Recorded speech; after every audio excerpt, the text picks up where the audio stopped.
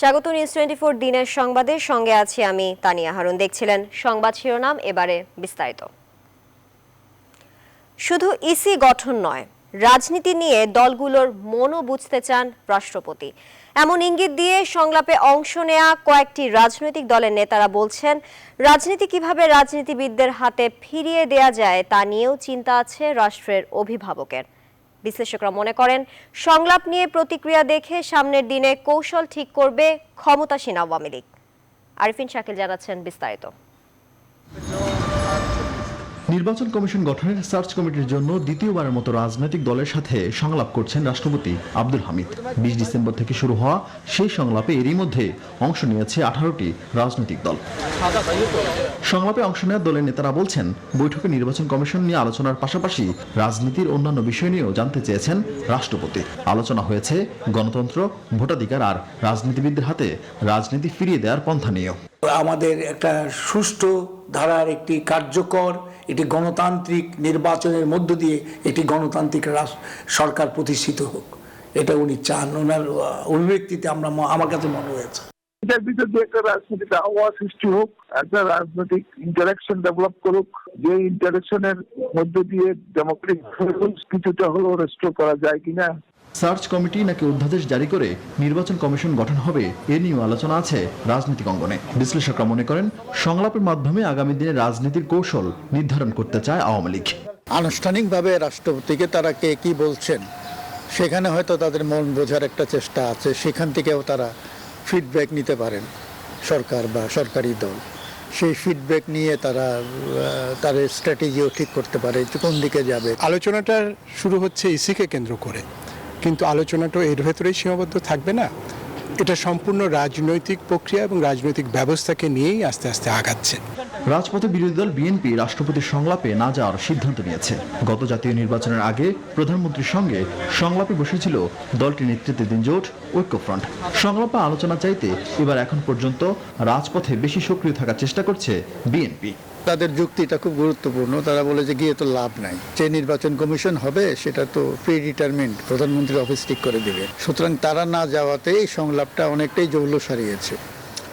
এখন শেষ মুহূর্তে কোনো নেগোসিয়েশন হয় কিনা বিএনপি যাওয়ার, কারণ মুখ রক্ষার কারণে। এর আগে দুইবার নির্বাচন কমিশন গঠনে রাষ্ট্রপতির সংলাপে অংশ নিলেও এবার না যাওয়ার ঘোষণা দিচ্ছে বিএনপির কাছাকাছি থাকা দলগুলো। Arifin Shakil, news 24, Dhaka. City corporation নির্বাচনকে সামনে রেখে প্রার্থীদের প্রচারণা জমে উঠেছে। আগামী 16 জানুয়ারি নারায়ণগঞ্জ সিটি কর্পোরেশনের এই নির্বাচনে দুই আলোচিত প্রার্থী, সাবেক মেয়র ডাক্তার সেলিনা হায়াত আইভী ও স্বতন্ত্র প্রার্থী অ্যাডভোকেট তৈমুর আলম খন্দকার মানুষের দ্বারে দ্বারে ছুটছেন ভোট আদায় করতে। এ সময় নানা প্রতিশ্রুতি দিচ্ছেন তারা। শনিবার সকালে 24 নং ওয়ার্ডের বন্দরের চৌরাপাড়া এলাকায় গণসংযোগ করেন নৌকার প্রার্থী আইভী। অপরদিকে তৈমুর গণসংযোগ করেছেন 9 নং ওয়ার্ডের জালকুড়ি এলাকায়।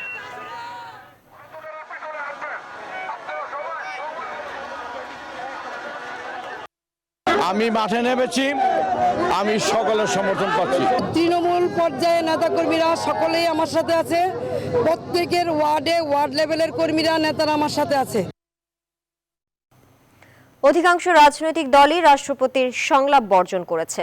নিরপেক্ষ সরকার না হলে নির্বাচন কমিশন কিছুই করতে পারবে না বলে মন্তব্য করেছেন বিএনপি মহাসচিব মির্জা ফখরুল ইসলাম আলমগীর। শনিবার সকালে জাতীয় প্রেসক্লাবের সামনে এক সমাবেশে কথা বলেন তিনি। খালেদা জিয়ার বিদেশে চিকিৎসার দাবিতে নারী ও শিশু অধিকার ফোরাম এই সমাবেশের আয়োজন করে। বিএনপির মহাসচিব বলেন, দেশনেত্রী খালেদা জিয়ার মুক্তি এখন জনগণের দাবি। সরকারকে এই দাবি অবশ্যই মেনে নিতে হবে। সমাবেশে প্রধান অতিথির বক্তব্যে মির্জা ফখরুল আরও বলেন, দাবি না মানলে সবসময়ই গণদাবিকে অস্বীকার করার জন্য অতীতের সরকারগুলোর যে অবস্থা হয়েছিল তাদেরও সেই একই পরিণাম ভোগ করতে হবে। এ সময় সেখানে উপস্থিত ছিলেন বিএনপির স্থায়ী কমিটির সদস্য গয়েশ্বর চন্দ্র রায় ও সেলিনা রহমান, নাগরিক ঐক্যের সভাপতি মাহমুদুর রহমান মান্না, কল্যাণ পার্টির সভাপতি সৈয়দ মোহাম্মদ ইব্রাহিম সহ অনেকে।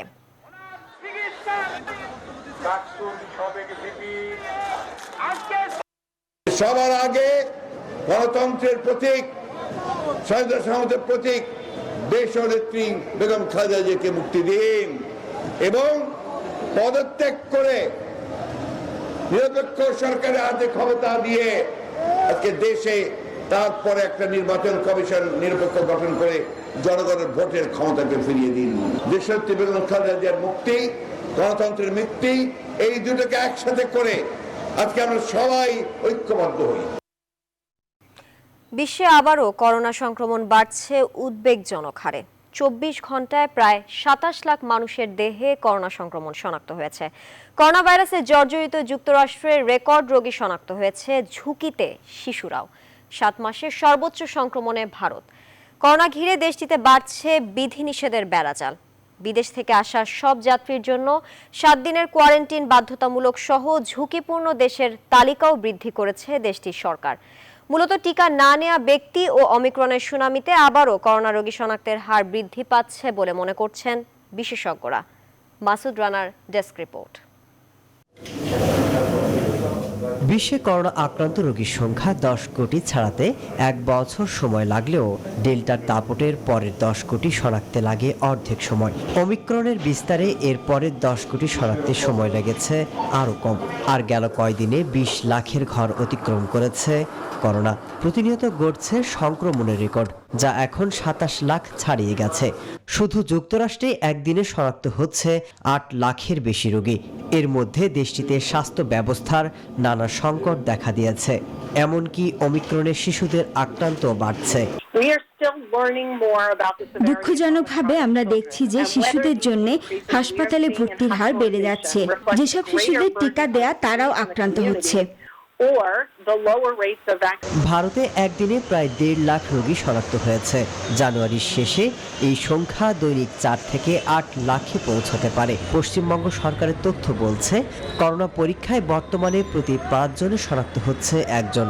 সংক্রমণ মাত্রা ছাড়া হয়ে ওঠায় বিদেশ থেকে আসা সব যাত্রীদের জন্য 7 দিনের কোয়ারেন্টাইন বাধ্যতামূলক সহ ঝুঁকিপূর্ণ দেশের তালিকাও বৃদ্ধি করেছে ভারতের কেন্দ্রীয় সরকার। এদিকে সংক্রমণের জেরে বিশ্বব্যাপী ভেঙে পড়তে পারে স্বাস্থ্য ব্যবস্থা। যুক্তরাজ্যের হাসপাতালে ভর্তি বৃদ্ধি পাওয়ায় স্বাস্থ্যকর্মীদের সহায়তার জন্য সেনা সদস্যদের নিয়োগ করা হয়েছে। সংক্রমণ ব্যাপকভাবে বাড়তে থাকায় মসজিদে অবস্থানকালে সামাজিক দূরত্ব বজায় রাখা ও মাস্ক পরা বাধ্যতামূলক করেছে কুয়েত সরকার। এদিকে মূলত টিকা না নেওয়া ব্যক্তি ও ওমিক্রনের সুনামিতে আবারও করোনা রোগী শনাক্তের হার বৃদ্ধি পাচ্ছে বলে মনে করছেন বিশ্লেষকরা। মাসুদ রানা, নিউজ 24। 2-1 দিনের মধ্যে আবার বিধিনিষেধের আওতায় আসছে কুষ্টিয়া সহ পশ্চিমের ভারত সীমান্তবর্তী জেলাগুলো। পশ্চিমবঙ্গে করোনার অমিক্রন ধরনে আক্রান্তের সংখ্যা বাড়ায় সীমান্তে নজরদারি বাড়ানো হয়েছে। এসব জেলার জেলা প্রশাসক, পুলিশ সুপার ও সিভিল সার্জনদের সঙ্গে বৈঠক করেছেন সরকারের শীর্ষ পর্যায়ের নীতি নির্ধারকরা। 2-1 দিনের মধ্যেই বিধিনিষেধের পরিপত্র জারি করা হবে বলে জানিয়েছেন কুষ্টিয়ার সিভিল সার্জন। জাহিদুজ্জামানের প্রতিবেদনে বিস্তারিত। করোনার ডেল্টা ধরনে ভয়াবহ অবস্থা হয়েছিল কুষ্টিয়া সহ ভারত সীমান্তবর্তী জেলাগুলোর। হাসপাতালগুলো পরিণত হয়েছিল মৃত্যুপুরীতে। কিন্তু পরিস্থিতির উন্নতি হয় এখন আর স্বাস্থ্যবিধি মানছেন না কেউ। সে কারণে নতুন ধরন ওমিক্রনেও একই রকম ঝুঁকির মধ্যে এসব জেলা। যে কোনো সময় সীমান্ত গলিয়ে ভয়াবহ রূপ নিতে পারে ওমিক্রন। মারাত্মকভাবে ভারত আক্রান্ত হয়েছে, তো স্বাভাবিকভাবে সীমান্তবর্তী অঞ্চল হয়ে আমরা তো কুষ্টিয়া, চুয়াডাঙ্গা, মেহেরপুর এগুলো তো আমরা অনেক বেশি ঝুঁকিপূর্ণ অবস্থার মধ্যে। এ পরিস্থিতিতে ওমিক্রন নিয়ন্ত্রণে সীমান্তে অবৈধ অনুপ্রবেশ বন্ধে নজরদারি বাড়ানো হয়েছে। আবার বিধিনিষেধের আওতায় আসছে সীমান্ত জেলাগুলো। স্বাস্থ্যমন্ত্রী, স্বরাষ্ট্রমন্ত্রী ও মুখ্য সচিবের সঙ্গে এসব জেলার শীর্ষ কর্মকর্তারা বৈঠক করেছেন।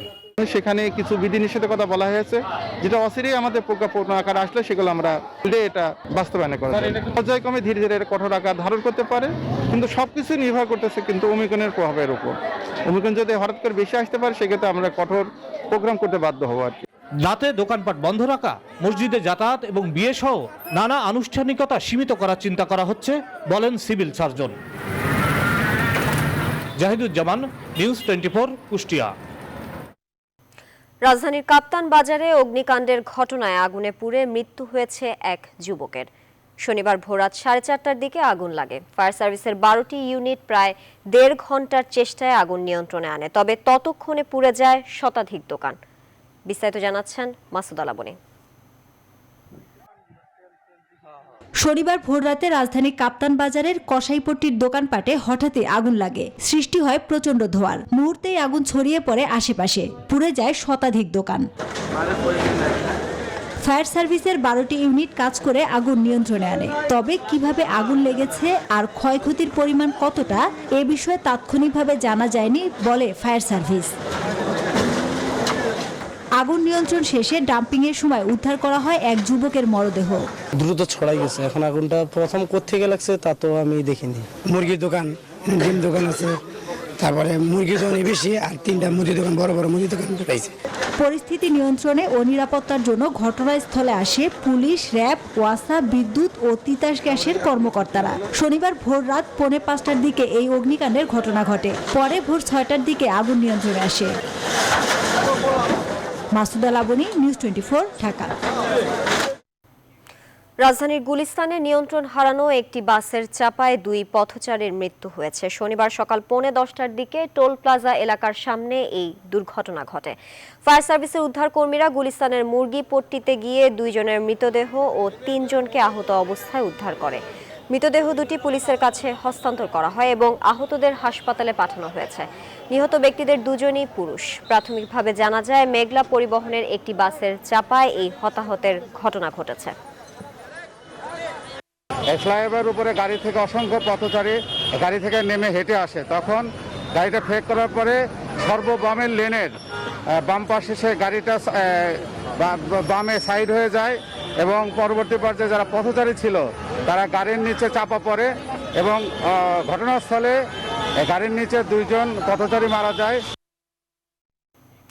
নোয়াখালীতে সুধারাম মডেল থানার বেষ্টনীর মধ্যেই 23 বছর বয়সী এক নারীকে ধর্ষণের অভিযোগে থানায় মামলা হয়েছে। এই ঘটনায় জেলা ট্রাফিক পুলিশের এক কনস্টেবল সহ 4 জনকে গ্রেফতার করেছে পুলিশ। নোয়াখালী মেডিকেল কলেজ হাসপাতালে ভিকটিমের শারীরিক পরীক্ষা সম্পন্ন হয়েছে। শুক্রবার দুপুরে অভিযুক্ত 4 জনকে আসামি করে সুধারাম মডেল থানায় মামলা করেন ভিকটিমের মা। এর আগে বৃহস্পতিবার বিকালে সুধারাম থানার বেষ্টনীর মধ্যে জেলা ট্রাফিক পুলিশের কোয়ার্টারে বাবুর্চি আবুল কালামের রুমে এই ঘটনা ঘটে। ঘটনার পর রাতেই অভিযুক্ত 4 জনকে আটক করে পুলিশ।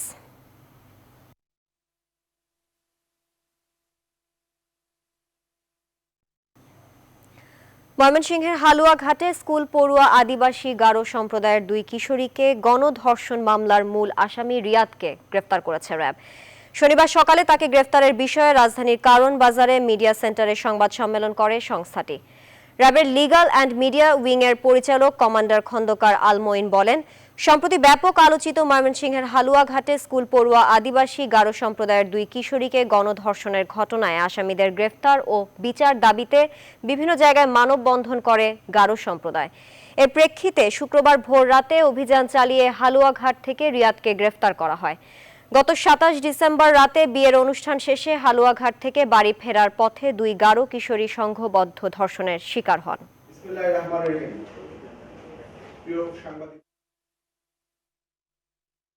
গ্রেফতারকৃত রিয়াদ তার নেতৃত্বে এই এলাকায় 10 থেকে 13 জনের একটি বখাটে গ্রুপ সে তৈরি করেছিল। রিয়াদের সাথে যারা এই ঘটনার সাথে জড়িত ছিল তারা সবাই 30 তারিখে মামলার পরবর্তী থেকে তারা সবাই আত্মগোপনে রয়েছে এবং আত্মগোপনে থাকাকালীন অবস্থায় আমরা গতকালকে বিভিন্ন জায়গায় অভিযান পরিচালনা করেছি, তাদের বাসা সহ বিভিন্ন জায়গায়, এবং তাদেরকে এইভাবে যে আইনানুগ ব্যবস্থা গ্রহণের যে প্রক্রিয়া চলমান রয়েছে এই ধরনের একটি তথ্য তাদের সকলে পরিবারকে দেওয়া হয়েছে। কক্সবাজারে পৌঁছেছেন তুরস্কের স্বরাষ্ট্রমন্ত্রী সোলাইমান সোয়লু। শনিবার সকাল 8টায় বিশেষ বিমানে কক্সবাজার আন্তর্জাতিক বিমানবন্দরে পৌঁছান তিনি। বিমানবন্দরে তাকে অভ্যর্থনা জানান দুর্যোগ ব্যবস্থাপনা ও ত্রাণ প্রতিমন্ত্রী ডাক্তার মোহাম্মদ এনাবুর রহমান। এ সময় চট্টগ্রামের বিভাগীয় কমিশনার কামরুল হাসান, পুলিশের চট্টগ্রাম রেঞ্জ ডিআইজি আনোয়ার হোসেন, কক্সবাজারের জেলা প্রশাসক মামুনুর রশিদ, তুরস্ক দূতাবাসে বাংলাদেশের কর্মকর্তা সহ অন্যান্যরা উপস্থিত ছিলেন। সোলাইমান সোয়লুর নেতৃত্বে সফরে আসা 20 সদস্যের প্রতিনিধি দল রোহিঙ্গা ক্যাম্পে তুরস্ক সরকার ও বিভিন্ন সংস্থা পরিচালিত ফিল্ড হাসপাতাল সহ নানা কার্যক্রম পরিদর্শনের কথা রয়েছে। দুপুরে ঢাকা হয়ে রাতেই তুরস্কে ফিরবেন সোলাইমান সোয়লু।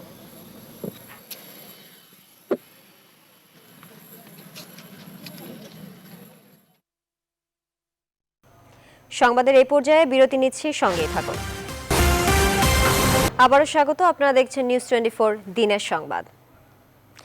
নওগাঁয় বিদ্রোহী চেয়ারম্যান প্রার্থীর বাড়িতে দুর্বৃত্তরা আগুন দিয়েছে। শুক্রবার মধ্যরাতে নওগাঁর পত্নীতলার ঘোষনগর ইউনিয়ন পরিষদ নির্বাচনে স্বতন্ত্র প্রার্থী ফারজানা পারভিনের বাড়িতে অগ্নিকাণ্ডের ঘটনা ঘটে। আগুনে বাড়ির সমস্ত আসবাবপত্র সহ গ্যারেজে থাকা 5টি মোটরসাইকেল পুড়ে গেছে। প্রায় 15 লক্ষাধিক টাকার ক্ষয়ক্ষতি হয়েছে। প্রতিপক্ষ আওয়ামী লীগের চেয়ারম্যান প্রার্থী আবু বক্করের কর্মীরাই আগুন দিয়েছে বলে ফারজানার কর্মী সমর্থকদের অভিযোগ। আগুন লাগার বিষয়টি তদন্ত করে দেখছে পুলিশ। এর আগে গত 5 জানুয়ারি ভোট গণনার সময় পুলিশের সঙ্গে ফারজানার সমর্থকদের সংঘর্ষে পুলিশের 2টি গাড়ি ও ভোটের সরঞ্জামে আগুন ধরিয়ে দেওয়া হয়। এই ঘটনায় ফারজানা পারভিন সহ 113 জনের নাম উল্লেখ ও অজ্ঞাত আরও 2500 মানুষের বিরুদ্ধে মামলা দিয়েছে পুলিশ। মামলায় ফারজানা ও তার স্বামী মতিউর রহমান সহ এখন পর্যন্ত 4 জনকে গ্রেফতার করেছে। স্থগিত করা হয়েছে ঘোষনগর ইউপি নির্বাচনের ফলাফল।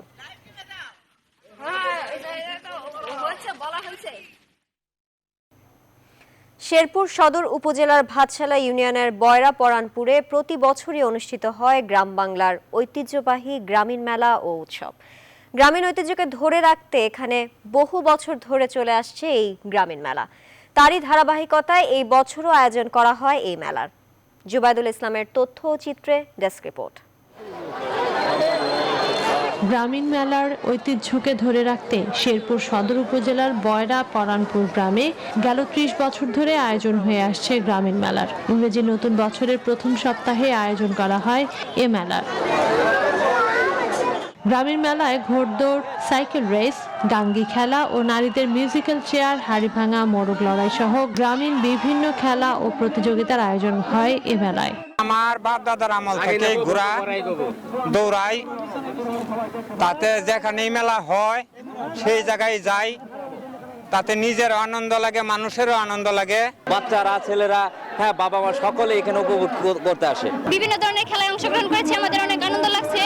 মেলায় পাওয়া যায় গ্রাম বাংলার ঐতিহ্যবাহী মুখরোচক খাবার, মুড়ি, মুরকি, মোয়া, নিমকি, গজা, কলাই, বাদাম, কটকটি, তিলের খাজা সহ বিভিন্ন খাবার, প্লাস্টিক ও মাটির তৈরি খেলনা এবং নারীদের বিভিন্ন প্রসাধনী সহ গৃহস্থালির বিভিন্ন পণ্যের পসরা বসে মেলায়।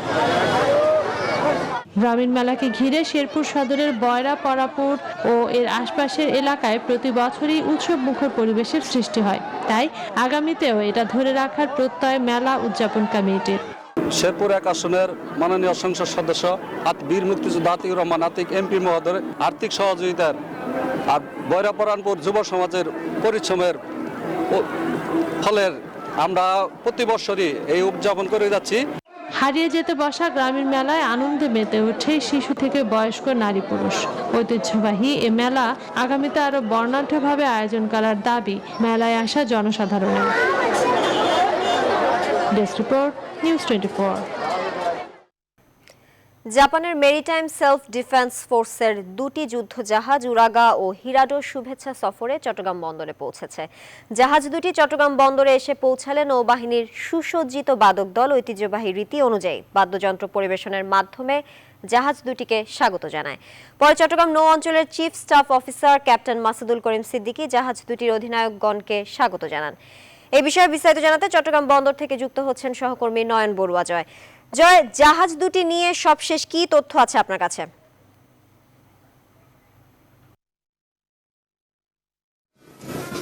ধন্যবাদ তারিয়া, আপনি যথার্থই বলছেন। আপনি দেখতেই পাচ্ছেন একটু আগে কিন্তু আমরা দেখছি জাহাজ দুটি কিন্তু আসলে চট্টগ্রাম বন্দর যেটিতে এসে পৌঁছেছে। যে এখানে নৌবাহিনীর যে বাদ্যযন্ত্রের দল রয়েছেন, সুসজ্জিত বাদ্যযন্ত্রের দল, তাদেরকে এই জাহাজের যারা এসেছেন, যারা নাবিক এসেছেন, আপনি দেখতে পাচ্ছেন। আমরা দেখাতে চাচ্ছি এখনো পর্যন্ত পুরোপুরি কিন্তু আসলে জাহাজের চট্টগ্রাম বন্দরে কিন্তু আসলে পুরোপুরি ভিড়তে পারেনি। 2টি জাহাজ, একটি জাহাজ না 2টি জাহাজ কিন্তু এসে পৌঁছেছে, কিন্তু আসলে ভিড়ার জন্য কিন্তু আসলে চেষ্টা করছে, কিন্তু আসলে চট্টগ্রাম বন্দরের একেবারে কাছাকাছি যে জেটি আছে সেই জেটিতে পৌঁছে গেছে। তার জন্য বাদ্যযন্ত্র দল কিন্তু তার এই জাহাজটিকে স্বাগত জানানো হচ্ছে। একই সাথে আমরা দেখছি চট্টগ্রাম নৌ অঞ্চলের নৌ কর্মকর্তা যারা আছেন তারাও কিন্তু আসলে স্বাগত জানানোর জন্য একেবারে কিন্তু আসলে জাহাজের পাশে ছুটে এসেছেন। একটু পর কিন্তু আসলে যে জাহাজটি একেবারে জেটিতে পৌঁছে যাবে, এরপরে কিন্তু আসলে জাহাজে যারা নাবিক আছেন, এমনকি রাষ্ট্রদূতও আছেন, আমরা যতটুকু জেনেছি জাপানের রাষ্ট্রদূত তিনিও বাংলাদেশের নিযুক্ত রাষ্ট্রদূত, তিনিও সে জাহাজে আছেন বলে আমরা জানতে পেরেছি। সব মিলিয়ে বলা যায় কিন্তু আসলে যে নাবিককে স্বাগত জানার জন্য যে প্রস্তুতি, এখানে যারা জাহাজ দুটিকে কিন্তু আসলে স্বাগত জানানোর জন্য যে প্রস্তুতি, একেবারে প্রস্তুতি তারা শেষ করেছেন। বাদ্যযন্ত্রের দল কিন্তু স্বাগত জানানো হচ্ছে। একই সাথে যে আপনি অবশ্যই জানেন যে নৌ কর্মকর্তাদের সাথে আমরা যেমনটা কথা বলেছি, তারা আমাদেরকে জানিয়েছেন দীর্ঘদিন পর হলেও যে জাপানের যে যুদ্ধ জাহাজ সফরে এসেছে চট্টগ্রাম বন্দরে, এর আগেও আরও একবার কিন্তু আসলে যুদ্ধ জাহাজ চট্টগ্রামে সফরে এসেছিল। এরপরে কিন্তু এবার দুটি জাহাজ, যে বলা যায় যে প্রথমবারের মধ্যে দুটি জাহাজ কিন্তু আসলে সফরে এসেছে। এই সফরের মাধ্যমে কি বাংলাদেশের সাথে জাপানের সম্পর্ক আরও সুদৃঢ় হবে বলে তারা মনে করছেন। আগামীকাল থেকে কিন্তু আসলে চট্টগ্রাম সিটি কর্পোরেশনের মেয়র, চট্টগ্রাম বন্দর চেয়ারম্যান সহ বিভিন্ন নৌ অঞ্চল ঘুরে কিন্তু আসলে যারা নাবিকরা এসেছেন জাহাজের, তারা কিন্তু আসলে সেই জায়গাগুলোতে কিন্তু আসলে পরিদর্শন করবেন। একই সাথে কিন্তু আসলে বিভিন্ন জায়গার পর কিন্তু আমরা যতটুকু জেনেছি 10 জানুয়ারি বলতে 3 দিনের সফরে কিন্তু এই জাহাজ দুটি এসেছেন। 3 দিন সফর শেষে কিন্তু 10 জানুয়ারি কিন্তু আসলে বাংলাদেশ ত্যাগ করবে বলে আমরা জানতে পেরেছি। এই ছিল আমার এখানকার সর্বশেষ। ফিরে যাচ্ছি স্টুডিওতে তানিয়ার কাছে। জয়, আপনাকে ধন্যবাদ। দর্শক, চট্টগ্রাম বন্দরে দুটি জাহাজের আগমনে নিয়ে বিস্তারিত জানাতে যুক্ত হয়েছিলেন সহকর্মী নয়ন বড়ুয়া জয়। সংবাদের এই পর্যায়ে আবারও বিরতি নিচ্ছি, সঙ্গেই থাকুন। আবারও স্বাগত, আপনারা দেখছেন নিউজ 24 দিনের সংবাদ। দর্শক, নারায়ণগঞ্জ সিটি নির্বাচন নিয়ে বিস্তারিত জানাতে নারায়ণগঞ্জে রয়েছেন সহকর্মী আরেফিন শাকিল। এই মুহূর্তে সেখানে নির্বাচন নিয়ে আওয়ামী লীগ নেতারা ব্রিফ করছেন, আমরা সরাসরি সেখানে চলে যাচ্ছি।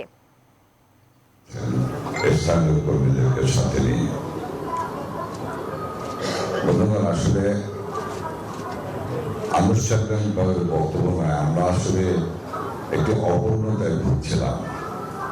সে অপূর্ণতা হলো আমরা যাচ্ছি আসছি, বিভিন্ন জায়গায় সভাগুলি করছি, কিন্তু নারায়ণগঞ্জ প্রেস ক্লাব একটি ঐতিহ্যবাহী প্রেস ক্লাব, নারায়ণগঞ্জের সাংবাদিকরা অত্যন্ত জাগ্রত সাংবাদিক, সেই সম্মানিত সাংবাদিকদের সঙ্গে আমাদের কেন যেন দেখা হচ্ছে না। তা আমরা আমাদের দিক থেকে আর কি এগিয়ে আসা, আমাদের আপনাদের সঙ্গে একটি জায়গায় মিলিত হওয়া এবং আপনাদের সঙ্গে মত বিনিময় করা।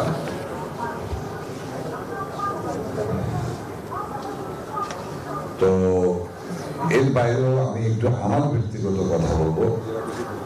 আমার একটু প্রেস ক্লাবের প্রতি মোহ বেশি, সাংবাদিকদের সাথে আমার মোহ বেশি, কারণ আমি ছাত্র রাজনীতি যেদিন ছেড়ে দিয়েছিলাম তারপরের দিনই আমি দলীয় বাড়িতে যোগদান করেছিলাম। দর্শক, নারায়ণগঞ্জে আওয়ামী লীগ নেতারা বক্তব্য রাখছিলেন, সেখানে ছিলাম আমরা। এবারে থাকছে ফার্স্ট সিকিউরিটি ইসলামী ব্যাংক অর্থ বাণিজ্যের সংবাদ।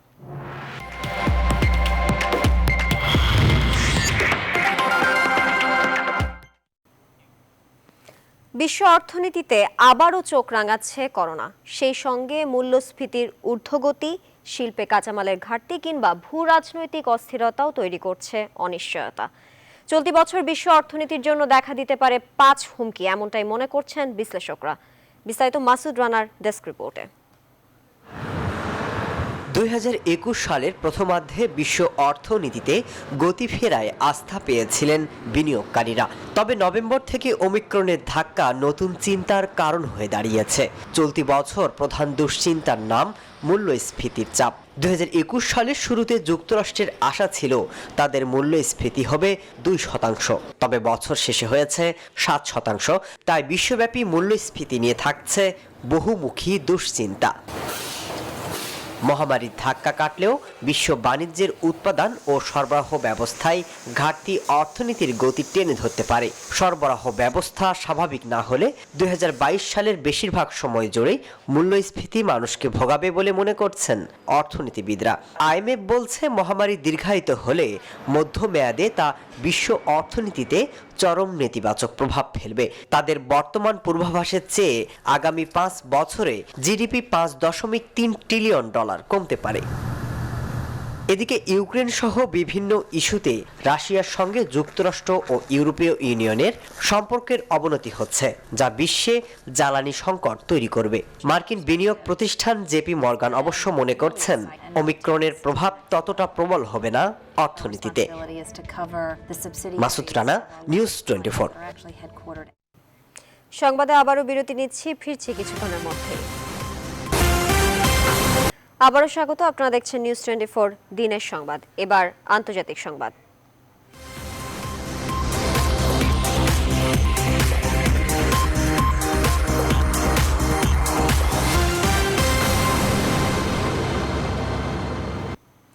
প্রায় 5 দিন ধরে চলমান সরকার বিরোধী বিক্ষোভ পরিস্থিতি নিয়ন্ত্রণ করতে অবশেষে বিক্ষোভকারীদের দেখামাত্র গুলি চালানোর নির্দেশ দিয়েছে সরকার। শুক্রবার এক সরকারি আদেশে এই সম্পর্কে বলা হয়, গুলি চালানোর আগে তাদের সতর্ক করার কোনো প্রয়োজন নেই সেনা সদস্যদের। জ্বালানি তেলের মূল্য বৃদ্ধির বিরুদ্ধে প্রতিবাদ বিক্ষোভে গোটা কাজাখস্তান উত্তাল হয়ে উঠেছে। আগুনের দাবানলের মতো পুরো দেশে ছড়িয়ে পড়েছে এই বিক্ষোভ। এবিসি নিউজ জানায়, এরই মধ্যে বেশ কয়েকজন বিক্ষোভকারী সহ 12 পুলিশ সদস্যের নিহত হওয়ার তথ্য পাওয়া গেছে। আহত হয়েছে আরও কয়েকশো জন। বিক্ষোভ ঠেকাতে চলছে রাশিয়ার সেনা অভিযান।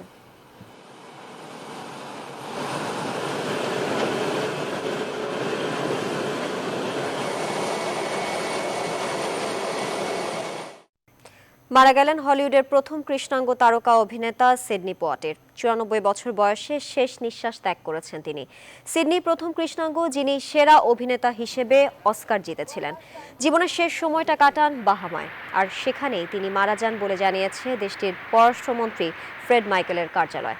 লিলিস অফ দ্য ফিল্ড ছবির জন্য 1963 সালে অস্কার পান তিনি। 50 ও 60 দশকে বর্ণবৈষম্যকে কেন্দ্র করে আন্দোলন শুরু হলে সমাজের সেই ছবিকেই রূপালী পর্দায় তুলে ধরে সিডনি পোটিয়ার সাফল্যের শীর্ষে উঠেছিলেন।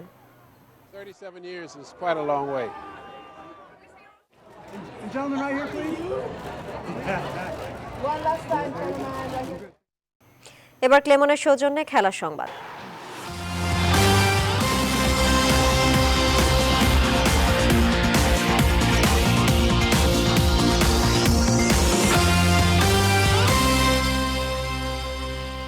কাল থেকে ক্রাইস্টচার্চে শুরু হতে যাচ্ছে 2 ম্যাচ বাংলাদেশ ও নিউজিল্যান্ডের মধ্যকার সিরিজের দ্বিতীয় ও শেষ টেস্ট।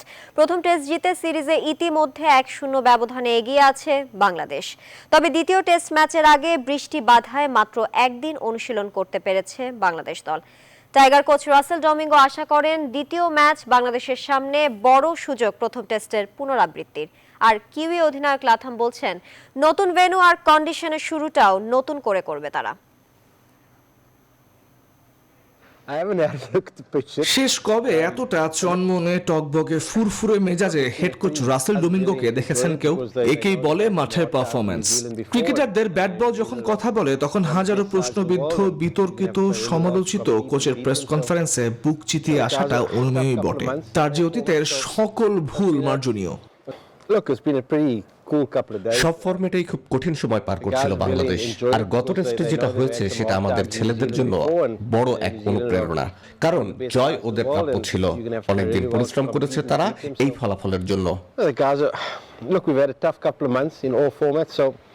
ম্যাচের আগে দ্বিতীয় টেস্টের ভেন্যু ক্রাইস্টচার্চে বৃষ্টি বাধায় মাঠের অনুশীলনে নামা হয়েছে বাংলাদেশের মাত্র একদিন। ফলে এই ম্যাচে যে আবহাওয়া একটা বড় ভূমিকা রাখবে সেটা আর বলার অপেক্ষা রাখে না। আজকে ট্রেনিংটা খুব ভালো ছিল, আর ওয়েদার ওয়াইজ একটু ডিফারেন্ট। এখানে একটু ঠান্ডাটা বেশি এবং উইন্ডটা অনেক স্ট্রং, কিন্তু আজকে ট্রেনিং আমরা যতটুকু পারেছি অ্যাডজাস্ট করছি। আল্লাহর রহমতে এখন আমরা আশাবাদী। এদিকে নিউজিল্যান্ড অধিনায়ক টম লাথাম ফিরতে চান টেস্টে। জয় যখন সম্ভব নয় সেখানে ড্র করে সিরিজ হারের লজ্জা থেকে বাঁচাতে চান কিউইদের। নতুন দিন, নতুন ভেন্যু, নতুন পিচ, নতুন কন্ডিশন, আগের সাথে কোনো মিল নেই। আমরা নতুন করেই শুরু করতে চাই। গেল ম্যাচের যেটা হয়েছে সেটা ক্রিকেটেরই অংশ। তবে কিউইদের এই টেস্টের অনেকটা জুড়ে এই কিংবদন্তি রস টেলরের বিদায়। সেরার বিদায়টা অবশ্যই সেরাদের মতো করে দিতে চাইছে ক্যাপ্টেন লাথাম। রস সেরাদের একজন, ওর বিদায়টা চমৎকারভাবে হওয়া উচিত। বোর্ড কিছু কাজ করবে, তবে আমরা মাঠের লড়াই দিয়ে রসকে বিদায় জানাতে চাই। তবে উজ্জীবিত টাইগারদের টার্গেট দ্বিতীয় টেস্টে প্রথম টেস্টের পুনরাবৃত্তি, যাতে করে হয় নতুন ইতিহাসের সৃষ্টি। আল্লাহর রহমতে সবার মানসিকতা এবং প্রিপারেশন ওয়াইজ ভালো অবস্থানে আছি। আমরা আমাদের সেরাটা দিব, অবশ্যই জয়ের জন্যই খেলবো। তো আপনারা সবাই সাপোর্ট করবেন, দোয়া করবেন আমরা যাতে সেরাটা দিয়ে ভালো খেলা উপহার দিতে পারি। তামিমুর রহমান, নিউজ 24। এই ছিল নিউজ 24 দিনের সংবাদে। আরো সংবাদ ও বিশ্লেষণ জানতে ভিজিট করুন news24bd.tv। ধন্যবাদ সবাইকে।